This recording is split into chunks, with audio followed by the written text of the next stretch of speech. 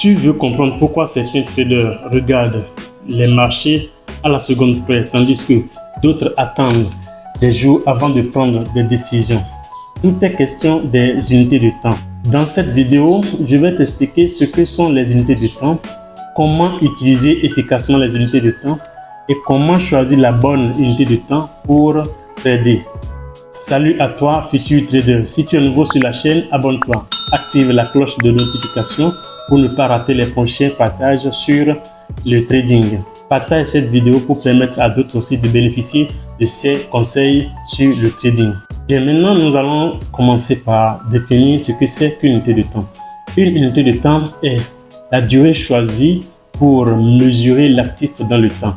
Il en existe plusieurs unités de temps, ce que nous avons montré dans la vidéo précédente sur TradingView. Alors, si tu n'as pas encore regardé cette vidéo, retourne en arrière, va regarder cette vidéo pour retrouver là où on retrouve les unités de temps sur la plateforme TradingView.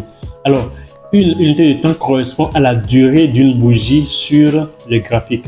Alors, on peut choisir les différents types d'unités de temps. Il y en a les unités de temps d'une minute, M1, les unités de temps de 5 minutes, M5, les unités de temps de M10, M15, les unités de temps de M30, M45, ou les unités de temps de M90, c'est-à-dire 90 minutes.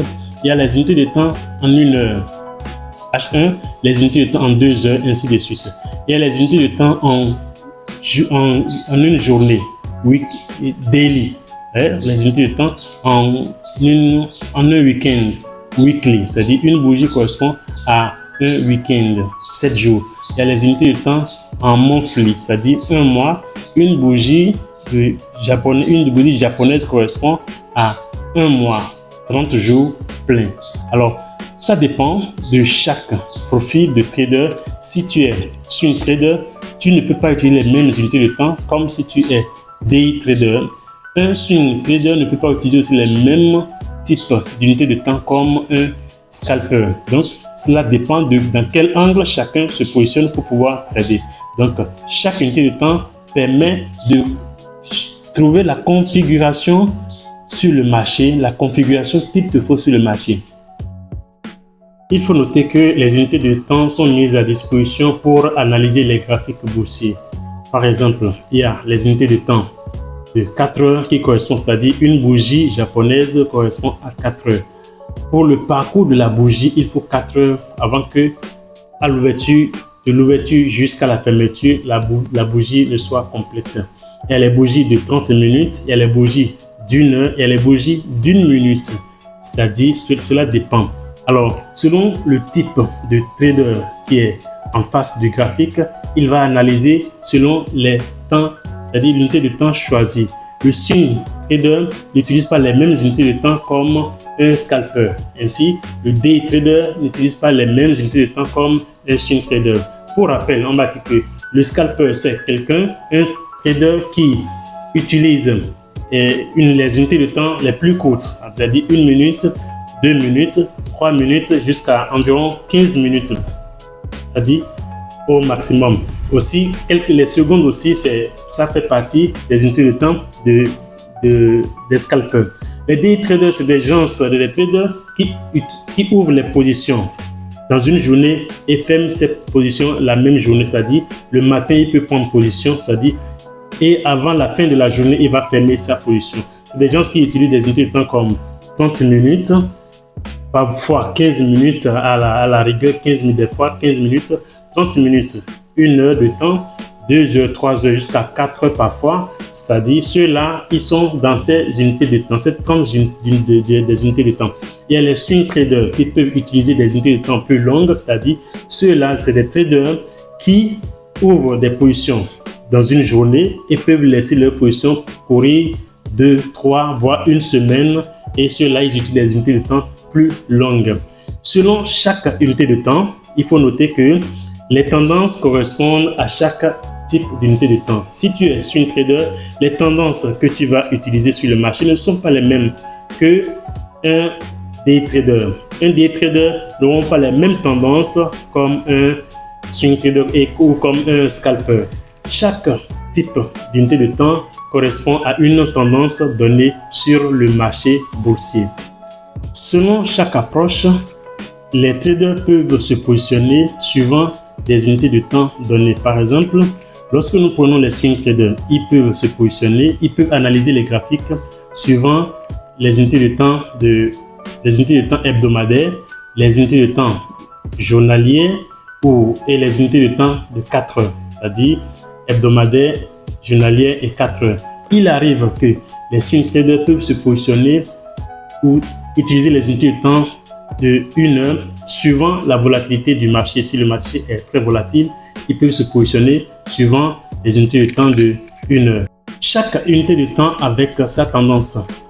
Lorsque nous sommes par exemple sur l'euro-dollar en 4 heures, d'accord, il peut arriver que la tendance soit haussière, ok? Alors, et lorsque nous descendons dans une unité de temps plus courte, c'est-à-dire entre 1 heure et 30 minutes, nous pouvons constater que la tendance est baissière. Et sur le même actif, c'est-à-dire l'euro-dollar, à des unités de temps différentes, nous avons des tendances différentes. De même, nous devons préciser aussi que chaque unité de temps a son cycle, c'est-à-dire accumulation, impulsion, distribution. Lorsque nous sommes par exemple à une unité de temps de 1 heure, d'accord, nous pouvons retrouver un cycle accumulation, impulsion, distribution. Et lorsque nous descendons dans une unité de temps plus courte, c'est-à-dire 30 minutes ou 15 minutes, nous allons retrouver d'autres cycles qui seront plus courts sur cette unité de temps, c'est-à-dire le cycle entre 15 minutes ou le cycle entre 30 minutes, voire 1 heure, 4 heures, ne sont pas les mêmes cycles dans les unités de temps. En résumé, nous pouvons dire que chaque unité de temps aura son propre cycle et chaque unité de temps aura sa propre tendance. Lorsque tu es swing trader, par exemple, les unités de temps qui vont te permettre d'analyser les graphiques sont les unités de temps hebdomadaires et les unités de temps journalières. En 4 heures ou en 1 heure, tu peux maintenant profiler ton analyse pour pouvoir prendre position si tu es swing trader. Et il y a une question principale qui se pose souvent lorsqu'on est trader. Alors, sur quelle unité de temps trader pour pouvoir être rentable? Laisse-moi te répondre aujourd'hui dans cette vidéo en te disant simplement que lorsque tu analyses tes graphiques, par exemple tu es swing trader, tu analyses tes graphiques en hebdomadaire, c'est-à-dire la première unité de temps que tu dois utiliser est l'unité de temps hebdomadaire.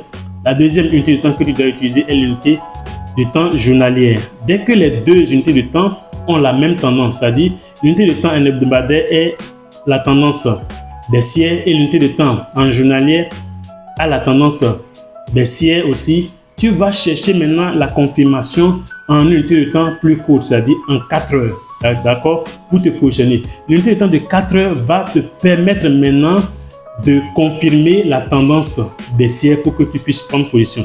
À la clôture, selon la structure que tu as choisie, de la bougie japonaise, en 4 heures, tu pourras maintenant te positionner et tu vas faire de bonnes affaires. C'est la même chose lorsque tu veux faire un achat et tu choisis l'unité de temps hebdomadaire à une tendance haussière, l'unité de temps journalier a une tendance haussière. Également, tu vas chercher la confirmation en 4 heures pour pouvoir te positionner. Lorsque la bougie japonaise en 4 heures va clôturer, tu pourras te positionner en achat pour pouvoir réussir ton trade.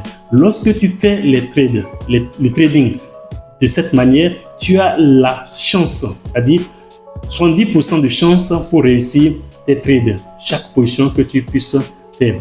Le trading, c'est la probabilité, il ne faut pas oublier. Ce n'est pas parce que tu as analysé et que ça va forcément aller dans ton temps, mais dès que tu fais les analyses dans ce comme ça, cela te permet de donner plus de chances pour que tes trades puissent réussir. Par contre, il est interdit, rigoureusement interdit, de faire des trades contre tendance. Des trades contre tendance, c'est-à-dire, tu as analysé, tu es swing trader, je prends l'exemple de swing trader, tu as analysé tes graphiques en hebdomadaire et en journalière, d'accord? En 4 heures, tu vois la confirmation que c'est toujours la tendance baissière, ok? Maintenant, tu décides de te positionner en tendance haussière, en achat. C'est très grave parce que tu vas foutre en l'air ton capital.